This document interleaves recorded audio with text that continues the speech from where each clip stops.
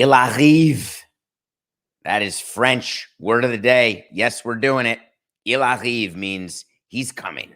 Tonight is the night at the Barclays Center where Victor Wembanyama will become the first pick of the NBA draft. 19 years old, 7'4". You've heard all about him. For those of you who've never heard of him, just picture a combination of Magic Johnson, Steph Curry, Kareem Abdul-Jabbar, just not Shaquille O'Neal.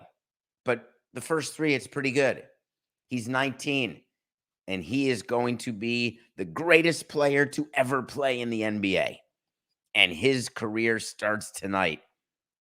Somebody, I was on Levitard yesterday. I'll be on again today live at 9 a.m. But yesterday, he said that someone bet $60,000 to win $300 that he'll be the first pick. Now, that's good if you have the money. If you have the $60,000 in your account, you can lay it and then win $300. What's the use? Why not do $600,000 and try to win $3,000?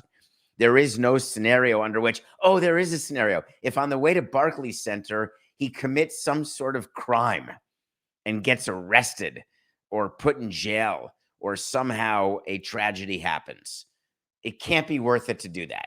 The San Antonio Spurs, people are saying that their trajectory will change tonight. They're used to this.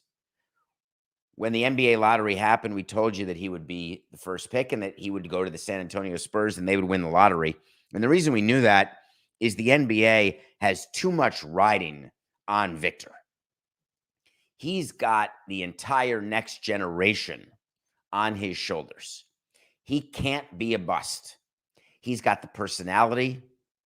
His English is terrific. He's got the international appeal. He has the gregarious personality.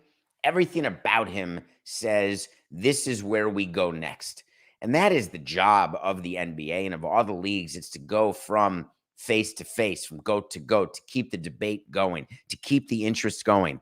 There is a benefit for sure of an international player who does speak English being your face of the industry, of the league. The pressure on this 19-year-old is hard to imagine. But when you look at the things he says and the way he comports himself, it's as though he's been waiting for this and preparing for this for his whole life, which may be true. But the fact that he is willing to say that I don't let this hype get into my head, I have higher expectations for myself, I'm immune to everything, I don't care about anything, that's a red flag for me. And what I was thinking about last night when we were preparing this show was what the Spurs are doing. Of course, on the sales side and on the marketing side, they are prepared and they are taking calls. They're selling season tickets. They're getting corporate sponsors involved. They're doing some work in France. They're thinking about the best way that they can get a foothold there from a marketing standpoint. They're already speaking and making sure that Tim Duncan and the Admiral can be around. I would imagine that would be smart for them to do, to be a mentor, talking to other veterans, figuring out who best to put around him, thinking about where to put his locker in the locker room, thinking about what to do with him for summer league, what to do with him for minutes restrictions. There is off the court, non-basketball items being discussed, and they're on the court, basketball-related items being discussed. When you have an opportunity like this, you get one shot. You get one shot to introduce him. You get one shot for his first season. You get one shot to figure out what to do if he's either injured or slumps or doesn't perform the way he was expecting to, he expected, or you expected him to. And I'm preparing for all of it. I am putting words down in a book where I am, and I've actually done this before, where you have a plan in place when you are doing something, when you're making a trade or signing a player, when you are making sure that all of the different sides of your company, of your team, are all on the same page for what they're doing. You're speaking to your PR people about how much you're going to let him do outside PR opportunities. Everyone's going to want a piece of Victor in every city. He's 19 years old. You can talk to me about Spencer Haywood, who I love. You can talk to me about how old was Kobe when he came in, Coca? I think he was young too. You can talk to me about Robin Yount. Talk to me about any of the young players who come in to any sport. But Kobe was 17 when he started in the NBA. That is unbelievable. Even though he grew up around the NBA with his father, that is still unbelievable. When's the last time you saw a 17, 18, or 19-year-old? Spent any time with them? I used to have a son who was 19 until today. Happy birthday to my youngest who turns 20 today. No more teenagers. I always pictured this day when he was born. He was born, off the subject, Coca, very quickly, sorry. He was born in 2003, in June of 2003. We had then won the World Series October of 03. Never got to have him go to a playoff game. Obviously, he was a baby in October of 03. Never got back to the playoffs. He went off to college where he is now and never enjoyed any sort of playoffs. He did get to go to a lot of games and got to have a fun childhood, I think, though his therapist may think differently. But he's now 20. That means 20 years have passed. Happy birthday. Love you. So I'm picturing you, my son, right now at 20, 19 yesterday, being in the NBA and being rich. And I don't mean like rich. I mean like Richie rich. I mean having cameras all over you in a way that didn't exist when Kobe started. This is a different world. Everyone's a cameraman. Everyone's waiting to catch you. Everyone wants to bring you down from your perch. That is the sad sort of part of fame that exists today, much worse than it ever has. You need to have a plan. When we had young players, whether it was bringing up Miguel Cabrera, whether it was dealing with a young superstar like Hanley Ramirez, whether it was dealing with a young star like Jose Fernandez, I'm not saying all the plans worked. I'm saying we had plans, and that's the point. You can have the best laid plans of mice and men, and you still could have a problem. So the San Antonio Spurs with Greg Popovich are going to make sure that they manage Victor. They figure out what will be best for their team. And what will be best for their team, they will not compete for a championship this year. There is no way. However impatient Victor is, and he's been saying it, he wants to win now. He wants to play Summer League. He wants to get ready. He said he has no time to waste. I'm laughing at that because he's 19. The first thing I would do is show him a video of Michael Jordan's career. Show him with Doug Collins. Michael Jordan did not win championships in the beginning. Michael Jordan grew into who he became. And you've got to let him grow into this. So he'll be there at Barclays Center. Did you see him throw the first pitch? He went to Yankee Stadium, threw a first pitch, made me smile. Baseball's hard. Just because you can play basketball doesn't mean you can throw a baseball. And just because you can sing doesn't mean you can take batting practice. And just because you can play in a band doesn't mean that you're an athlete, or you're an athlete, it doesn't mean you can play guitar. These are all different skills. I don't know why we embarrass people by throwing first pitches. It's way harder than you think. So he's going to show up at Barclays Center. He'll get there with Adam Silver. He'll do the uniform exchange, put on the Spurs hat, and that's when it all begins. Not just the drama of whether or not the Spurs do this right, which they will, or whether or not Victor will handle it, the fame, the NBA at 19, which he may. Whether or not he'll stay injury-free, which he could. Whether or not he'll win Rookie of the Year, which he won't. You know what? I'm going to make that a wait to see. And I'm not trying to be all Mike Ryan here, but the amount of pressure on him seems impossible for me to believe. Too much can go wrong. Wait to see. Victor Wembanyama will not win Rookie of the Year. That's official, Coca. You can book that. The good news for the NBA is that the draft doesn't end after the first pick. There is drama in the second pick, too. Michael Jordan is not drafting the second player in the draft. I don't care what Mitch Kupchak said. I don't care what Michael Jordan said. It is not his decision. He sold the team. It hasn't closed, but there's an agreement in place. Part of the agreement, I guarantee you, is that the new owners, one of them who was a minority partner in the Hornets to begin with, one of whom I believe is with the Hawks, who's going to sell his share of the Hawks and come over to the Hornets.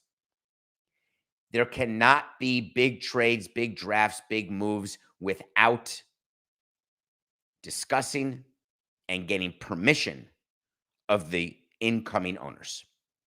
The NBA can't admit it because there has to be one person in charge, and that person's the person who's the control person. And until the actual deal is approved and the money is wired, it's Michael Jordan. But in the real world, Michael Jordan is not doing it alone, and I don't know why. I don't know why Mitch Kupchak and Michael Jordan are going out of their way to make us think or believe that it's their pick. One last FU, people were saying. He's going to draft Scoot when they don't need Scoot. They could take Brandon. He's going to take Brandon, but maybe they didn't do their homework, and maybe he's got a problem from Alabama that should be discussed. It's absolute hogwash. If you are buying a team for a valuation of $3 billion, I don't care that his name is Michael Jordan. The fact is, since he bought the Hornets, only one of their draft picks, one of their top draft picks, has been named an all-star. That's it. He's the only, they've had 4 top 10 picks. 4 since 2013. They have one guy. They did trade a good guy. SGA. Guess what they did with him? Traded him. God, Jordan has been an absolute failure as an owner, other than the fact that he's the greatest success in terms of what he turned the team into financially. So we're going to get to the second pick. The Hornets will do it. And then there's even more intrigue for the NBA, because for the first time, you could have people singing, "Hold Me Now, Hold Me Now." Maybe you don't know that song. The Thompson Twins. I love the Thompson Twins. Their album, Into the Gap, is a great album start to finish. It's like the Cars, Fleetwood Mac, Rumors. Every song on that album is good. Doctor, Doctor, go listen to the album. You'll like it. Thompson Twins are not twins, FYI. It's a guy, and a girl, and none of them look alike. I don't know why they were called the Thompson Twins. In this draft, we actually have Thompson Twins. It could be the first ever set of twins brothers to be drafted in the top 10. Intrigue. Will it happen? Will it not happen? I'm more interested in what college coaches are thinking. How happy Coach K is to not be involved. How happy Bob Huggins is to not be involved. College basketball, is it disappearing right before our very eyes? When Overtime Elite started, we were not really taking them seriously. Why would anyone do that? Now they're going to get paid, but you can get NILs. But you're not going to college, and it doesn't mean you're going to make it, and then you have no college. You have, even if you're one and done, you just have no path. Well, Overtime Elite is challenging college basketball, which is pretty remarkable, actually. One of the Thompson twins played at Overtime Elite. The other one of the Thompson twins played at Overtime Elite. Scoot, who could be the number 2 pick, Overtime Elite. That could be 3 of the top 10 players. Did not go to college. Skeet played at, excuse me, Coca, thank you. Scoot played at G League Ignite. The point remains the same, Matt. The point, although I was wrong, so thank you for correcting me. It used to be that there were a sprinkling of international players who would be drafted. Then they started being drafted a little higher up because they were experienced, they were ready to help. Think Luka. Jokic wasn't that guy. He was drafted 41st. But none of them were in any way an existential threat against college basketball the way Overtime Elite has become. So when you look out 5 years from now, if you have a child who is 16 years old, 17 years old, and you see what Overtime Elite is doing, not only are you getting paid, but you're also getting drafted. You're developing to the point where you can be a top 10 pick. What exactly is the purpose of college basketball? And this is not just an issue for the colleges and for the endowments and for the boosters. This is an issue for the broadcasters.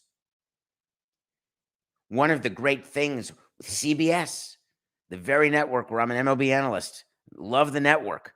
How important is March Madness to them? The whole world stops during March Madness. Are we good with the fact that the quality of teams may decrease, or are we only interested in upsets, that a 16 could beat a 1, or a 15 could beat a 2? We don't care about whether or not there's quality players. We don't care if none of them make it to the NBA. Maybe that's what CBS is betting on. That's what the NCAA is betting on. That's a losing bet. When you have a business that is not attracting top talent because you don't do enough to put them in a position to have the rest of their lives be successful, then you've got to make an adjustment. I think NILs aren't enough. If Overtime Elite is letting people get $100,000 a year, how soon until college just becomes that? They have to compete. This is just the beginning. The biggest story of this draft, when we look back in 10 years, is not going to be Victor going number 1 to the Spurs, becoming a perennial all-star, making the NBA top 125 in 50 years when they do that. None of that.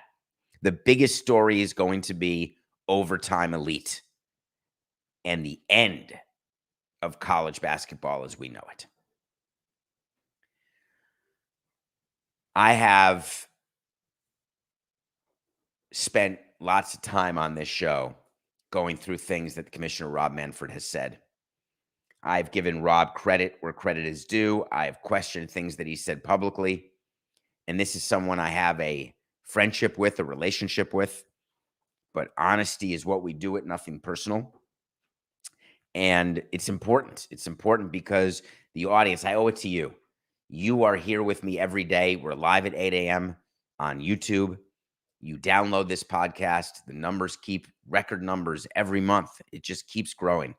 As a matter of fact, we are the pick of the month on Apple right now in the sports category. And that's only because of you and what you've done. And if you're new to the show today, which we know every day there are, thank you.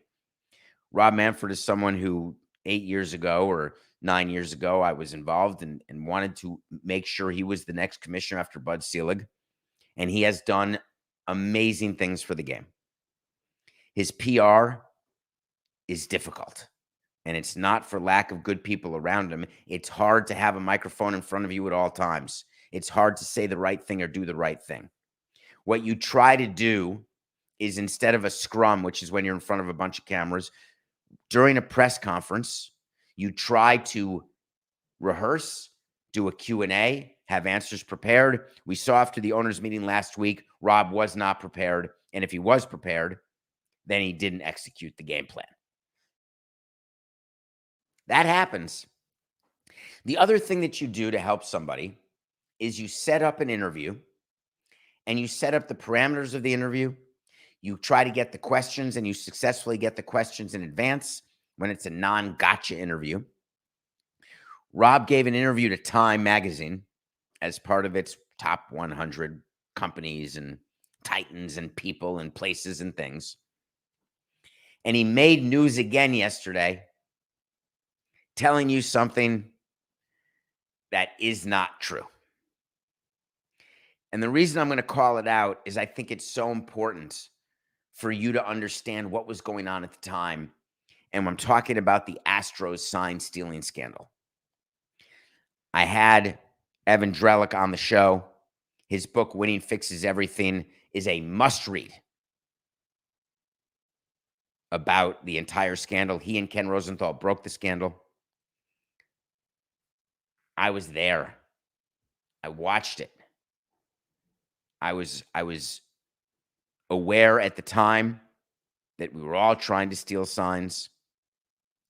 And I know for a fact that the reason the commissioner gave the players immunity. All of the players got immunity for saying what they did.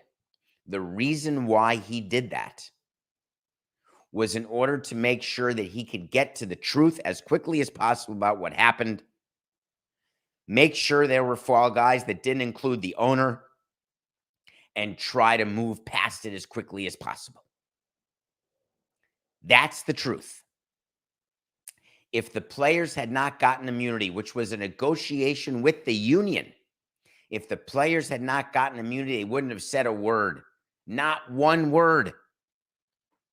We never would have known exactly what happened or what was being done or the technology that was being used or the idiocy of hitting the garbage can or the rules that have now changed in order to make sure that that sort of abuse does not happen. It required player honesty because no one else was telling him the truth. Jim Crane certainly wasn't. Jeff Luhnow never could. AJ Hinch wasn't going to say what he was doing. Alex Cora wasn't going to say it. Carlos Beltran sure as heck wasn't going to say it as manager of the Mets. No one was going to tell him. He got the players to tell him and baseball and the owners everything. And now Rob Manfred is backtracking. He's saying that his regret is that he would not have approached the issue with giving players immunity. Because he said, once we gave them immunity, it puts you in a box as to exactly how you were going to punish them. Of course it did. And he knew that going in. We all knew that going in. That is exactly what immunity is. Hey, would you like to turn state's evidence? Would you like to tell me, if you don't mind, what happened here? You won't get in trouble. The guy above you is going to get in trouble, but you're going to be okay. That's as old as the sunrise. Stool pigeons, get people to talk. Giving them immunity makes perfect sense to me. It still makes sense to me. The problem is people were upset that the players didn't get punished, including other members of the union. Other players on other teams spoke up after the fact and said, you cut that deal, Tony Clark? You let these players off the hook? These players who cost us a World Series, the Yankees, the Dodgers? Give me a break. But that was the purpose of the immunity. Why now, when you're trying to rehabilitate your image, PR image, the owners believe Rob's doing a great job, and that's what matters above all. Why? What was going on that he would think that now is the time to say that that's a regret, the biggest regret of the Houston situation? No. If I'm asked as commissioner, what is your biggest regret about the Houston situation? My biggest regret is that the story leaked and they got caught. I'll start with that because that really is the biggest regret. My second biggest regret is that I could never get Jim Crane because I wouldn't be allowed to blame Jim Crane because I know that he knew. My third biggest regret is not helping the Astros with their press conference in spring training when they trotted out two players to sort of apologize, and Jim Crane was so bad at his press conference. And the story kept growing because of that. Those are my biggest regrets. Not the fact that I gave players immunity. Otherwise, I wouldn't have been able to get to anybody. He was also asked about Oakland in this Time magazine article. I spent a lot of time talking about the Oakland situation. You know that. There's still more to talk about. He said an interesting thing that I want to make sure that you're aware of. When asked about his culpability in the Oakland situation, the commissioner responded, it doesn't matter what I put on my shoulders. They put it on my shoulders. Trust me on this. That's part of the responsibility of the job. You make hard decisions about the future of the game, the future of franchises. And at the end of the day, you know, it's my responsibility. Good for you, Rob, except that's not true. The owners make the decisions about the future of franchises. The owners make the decisions about the future of the game. You advise them. You show them facts and figures. You try to get owners to do what you think is best, what you want to do, but they don't always. They don't need to. You can't do anything without 23 votes. The communication that needs to happen on Oakland is why owners want a team in Vegas versus Oakland and why they want a team relocated instead of expansion.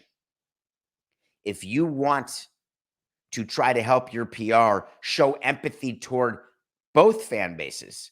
We are very excited that people in Las Vegas want a Major League Baseball team. We are looking at expansion, and Las Vegas is a market that is being strongly considered. We are thankful for their affinity to our game. We do not want teams to move. We've only had 2 teams move in 50 years.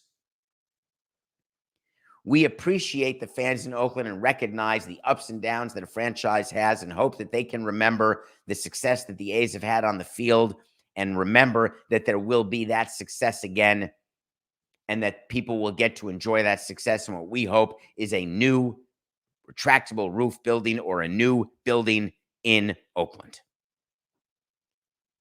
I can't control it. I don't know for sure what will happen, but that certainly is my desire. So many better ways to do the talking points. So many better ways to answer these questions. You had Time Magazine right there. You had it, you had it, you had it. It's from my favorite movie, Let It Ride, when David Johansen wouldn't bet on the first horse. You had it. You had it. In PR, all the answers are right there. You just have to give them. All right, when we come back, I'm going to review a movie that I watched, and I am on a bad streak. I'm on a bad streak in the pick of the day. I'm on a bad streak in choosing movies. And we're also going to talk about a lawsuit.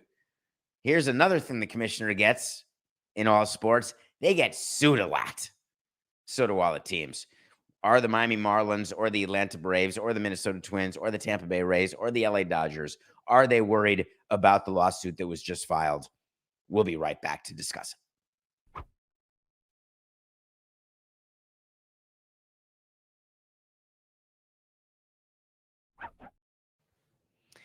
Welcome back to Nothing Personal, the pick of the month on Apple. Thank you for joining us. I watch a movie every day. I really try to watch good movies. I like watching good movies. It's way better than watching bad movies. There's no way I was not going to watch White Men Can't Jump.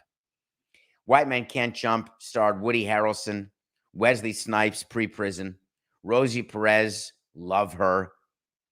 It was a great movie. It's about 2 guys. Marcus Johnson was in White Men Can't Jump. I don't know if you remember that. He's the one who played basketball, but also was the one who robbed the convenience store. Absolutely perfect movie. Is that a Ron Shelton movie, Coca? The original White Men Can't Jump? Whatever it is. Are we in that bad a shape in Hollywood where we can't find something original to do? They redid White Men Can't Jump with Jack Harlow playing the Woody Harrelson character. Jack Harlow, the guy from Dave's rival, in a show that's original and terrific. If you're not watching it, we reviewed that season 3 and every season as well. Jack Harlow is a musician. Here's what Jack Harlow is not: an actor or a basketball player. Now, you can't win the Kentucky Derby with a donkey. You can't win an Oscar with a script that could be written by a babbling 6-year-old. White Men Can't Jump is so bad, the new one, having nothing to do with the fact that I love the original, having nothing to do with the fact that I had 0 expectations going in, having to do with the fact that this got greenlit. That's what I can't figure out about bad content. How desperate are we? And how much do you love me that you don't have to watch it? If you've seen it already, I'm sorry, I should have seen it earlier to warn you. If you haven't seen it already, White Men Can't Jump, watch the original, skip. And this is not me being old. That's a criticism that I think is coming my way right now. This is you being a boomer, that you not wanting things to be remade. That's wrong. I'm perfectly fine with remakes. Just make them good. White Men Can't Jump. No man should see that movie, or woman, or child. Every day for 18 years, there was mail call. We had people. Yes, we did. We had two people, Carl and Donna. Yes, I think about you both often. They would go through the office with their carts. They deliver packages. They deliver mail. They deliver supplies. They had their own area in the new ballpark. They were with us in the old ballpark. Very loyal to them. They were very loyal to me.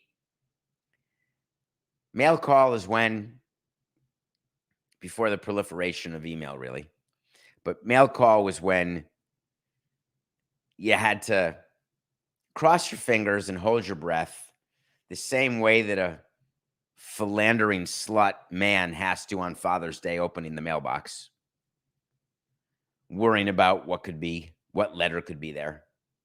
Because every day in baseball, there is a chance that you're getting sued. It's just how it goes. We're on the lookout for process servers. We're on the lookout for mail, certified mail. It's just one of those fun things. Yesterday, a lawsuit was filed against Major League Baseball and all teams by scouts. One of the plaintiffs are the people who filed a lawsuit. Defendants are the people who are being sued. The plaintiffs in this case, are scouts who are known, because they call themselves in the complaint, which I read, as old scouts over the age of 40. And they are alleging age discrimination, that Major League Baseball and its teams are not hiring these scouts any longer because they're old. They are alleging that there is a book, like the McCarthy era black books, a book that says these following scouts should not be hired. That is such, before I even talk to you about the rest of the suit, let me assure you, there is no book. You think that we spend time colluding over which scouts we're going to hire, that we look, hey, that team's not hiring him, so we're not going to hire him too? Are you kidding me? It's absurd. We'd sooner collude over players than collude over not taking care of or hiring scouts. We're always looking to do something differently than another team when it comes to off the field advantages. That's why you saw the article that we haven't even talked about yet that we'll do on a mailbag next month, where MLB could be looking to level the playing field when it comes to off-field spending on technology or off-field number head count in terms of people in your baseball department. But if you think that we look at the Dodgers and say, oh, look at them, we're not going to hire one of their scouts. We're not going to hire any scouts. We don't want to scout. Let them scout. No. It's absurd. So forget the fact that they claim that there's some sort of book that they're in that they won't get hired. What these men are all claiming is they lost their jobs and they won't get rehired. And it's some sort of collusion, acting in concert. I have a news flash for everybody. The reason why scouts are not being hired anymore is that teams want to cut expenses because scouts aren't necessary anymore.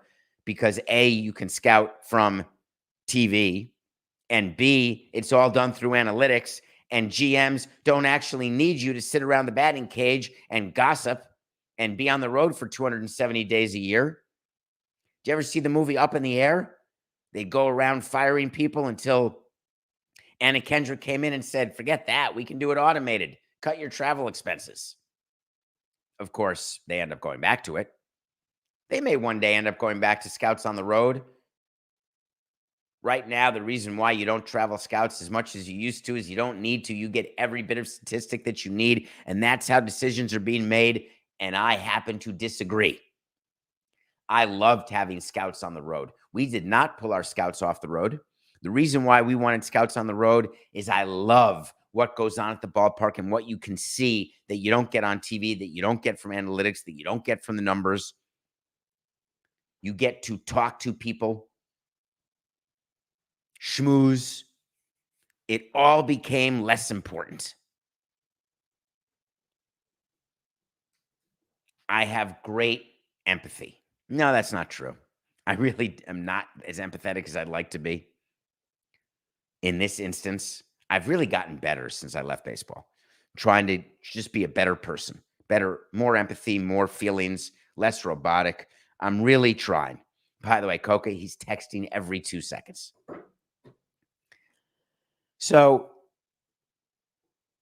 I don't have empathy in this case, and here's why. How many jobs have you all had where you're let go, not because they don't like you, you're not good at your job, because your job is now obsolete? That's the way of the world. There's a documentary that I watched that I haven't reviewed that I'm going to review tomorrow called Working. The reality of life is that not every job lasts forever. As someone once said so perfectly, and I don't remember where I heard it, but it may have been in a recent documentary. How do you think saddle makers are doing after the invention of the car? Do you get that? How about the people who manufacture typewriters? Do they still have their jobs, or do they have to learn how to build a computer? The old way of scouting is not efficient. They have found a better way. It is a hard thing when your job becomes obsolete. It's hard when you're told it and you're looking for a reason. This goes back to Moneyball. Remember the scene with Brad Pitt and Jonah Hill? You've got the old scouts chewing tobacco, spitting tobacco, and you've got the new young upstart saying, forget all this. You don't even need to look at him. Let's get Jeremy Giambi. As long as we have a Cy Young winner and an MVP, we got ourselves a movie. I am not in favor of 100% analytics. I'm not in favor of 100% regular scouting by eye. I'm in favor of a combination. But the other reality of life in this world is that when someone can do your job who makes less money than you do, they're going to replace you. Your boss, wherever you currently work, if they can find anyone to do what you do who's as good as you are, you're gone. That's the reality. It's not just baseball. It's not just scouting. It's every single business. And what they did here is they have filed an age discrimination federal lawsuit. They want to do a class action. I've got big news for all of them. One of the plaintiffs, they listed them in alphabetical order. Funny side story. One of the plaintiffs is Jim Benedict. Jim Benedict is a guy who we had with the Marlins. We brought him in from the Pittsburgh Pirates. We had to trade Trevor Williams to get him. We had people working for the Marlins who got into the owner's ear who said, you've got to get Jim Benedict. He's your guy. He was absolutely not our guy. Total disaster. And we had to trade Trevor Williams, who ended up being a major league pitcher. But the thought was, hey, we're going to get a guy who's going to make every pitcher better. You can give away one pitcher. Everyone we have is going to be better. Not one guy got better. But that doesn't mean you can't be a plaintiff. You want to be a plaintiff, be a plaintiff. That's not why you don't have a job. You don't have a job because your job doesn't exist anymore. Try as you may. There are good names. There are good people on the list of plaintiffs. But their grievances will not be addressed by a court of law. MLB, on behalf of the teams, will file a motion to dismiss. They will not be granted class status by any judge. A motion to dismiss will be filed, and that will be the end of this case. This is not an example of the minor league wage case where there were serious public policies in place that would lead to years of litigation and a settlement. This is an example of people not being comfortable with their own new reality. And I get it. It's hard to be comfortable with a reality that doesn't include you and it's all you know and all you've ever done. Get online. You are with millions of other Americans and people around the world who are doing their job on a Tuesday and told on a Wednesday, you've been replaced by a machine. Maybe I should have a machine do my picks. How about that? I had Luis Castillo, who we were also told would only be a bullpen arm by those same scouts. Yikes. Mariners did not beat the Yankees. We are back to 500, 96 and 96. Thank God Brian Cashman came out with his vote of confidence for Volpe. Volpe hit a home run. All's well in the Yankee world. Yankees won a game. How do you think they're doing in Cincy and San Francisco right now? The Giants have a 10-game winning streak. Beat the Padres again. The Reds have an 11-game winning streak. The Reds haven't won 11 games in, 50 years. Joey Votto's back. They're an exciting team with De La Cruz. They're in first place. The San Francisco Giants have passed the Dodgers and the Padres. Winning streaks will do that.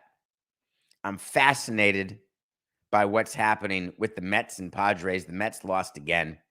The Padres lost again. The Mets are 6 under. The Padres are 4 under. They're both 8.5 or 9.5 or 10.5 back of their divisions, not even in the wild card race.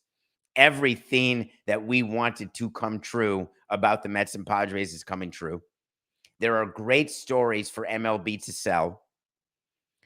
Recorded a show with John Skipper that I believe will be released by Levitard tomorrow, where we talked about the Yankees and Red Sox and why they're on TV every damn Sunday and how angry I was that good teams like the Marlins, when we were good, would not get national attention, and he did not pull his punches. He was very clear that the Marlins, no matter how good they are, no needles being moved. Guess what? Cincinnati Reds, nary a needle. Isn't that a shame?